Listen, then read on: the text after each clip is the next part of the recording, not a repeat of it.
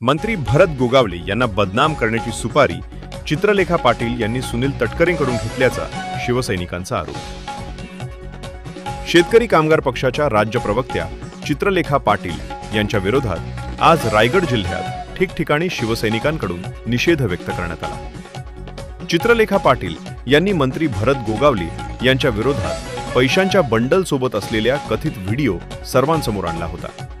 त्यानंतर राजकीय वर्तुळात मोठी खळबळ निर्माण झाली।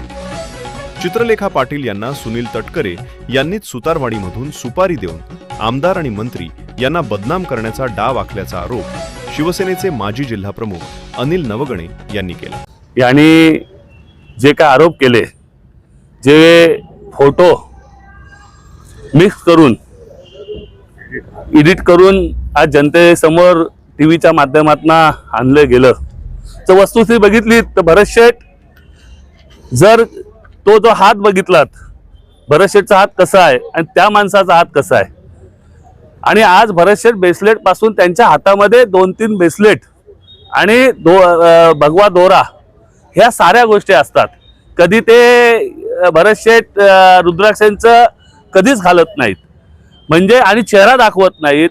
आणि हे चित्रलेखाताई पाटील ह्या जर आरोप करत असतील, ह्यांना कुणी सुपारी दिले हे आम्हाला कळत नाही काय? कोणतरी भामटे येतात त्या सुतारवाडीतनं आणि सांगून त्याचं अशा पद्धतीत हे करत असतील।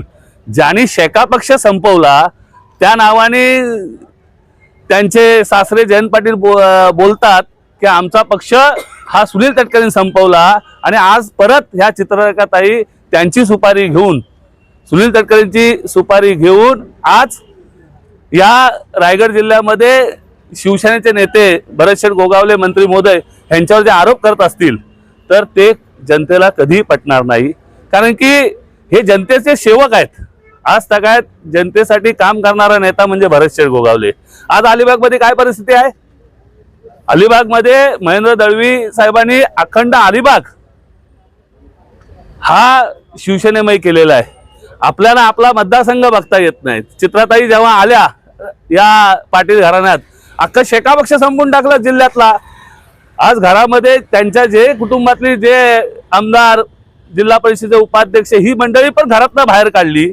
फक्त स्वतःच्या साथीच, मीच या शेका पक्षाच्या नेत्या, मीच शेका पक्षाचा प्रमुख या नात्याने जे काय ते करतायत, अजून 1-2 वर्षात ह्यांच्या हाताखाली माणूस पण राहणार नाही। एवढंच या निमित्ताने आत्ताच तुम्ही सुधरा। आपण कुणावर बोलतोय, काय बोलतोय, हे सर्व भान ठेवूनच आपण भविष्यात करावं, एवढीच त्यांना मी आपल्या माध्यमातून सूचित करतो।